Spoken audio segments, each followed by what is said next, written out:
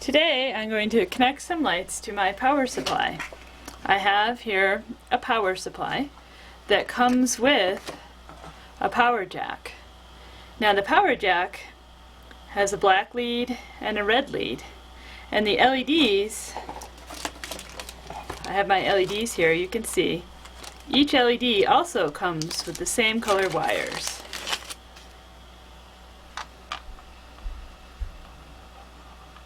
Red wires and black wires. Now the first step when starting with a power jack is deciding how you want to have the power jack attached to your project. For my project, I built a mock-up of a base. Probably I would build my base out of something a little nicer than cardboard, but this is just an example. Now in the base I've drilled a hole about the size of my power jack. And what I'm going to do is thread the jack in. You can see the power jack has a little bit of a squared off edge on it that helps it stay like that. Okay, so now when I'm ready I can plug my power from my power jack right into this power supply, right into my jack. Now on the inside of my base, I'm going to need to secure this so that it doesn't get pushed in. I like silicone, and silicone comes in a lot of different packages. These are all clear silicones. It's sometimes called automotive or household adhesive. A real popular brand is Goop. All of these are basically silicone adhesive. And they're very nice because they're bulky and they'll hold this switch in place once they dry. This power jack, I should say. Okay, so I'm going to take my adhesive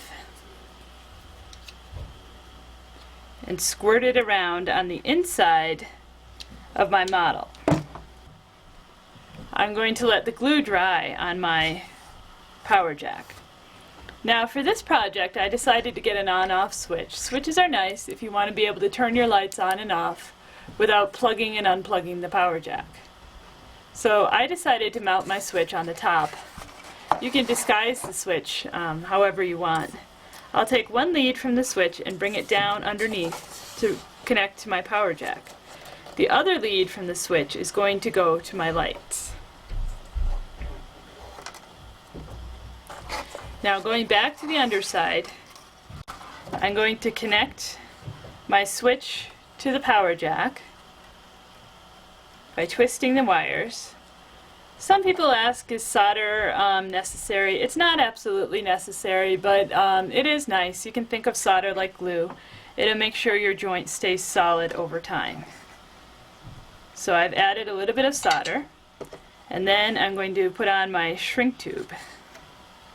Okay, now I still need to bring power outside of this box.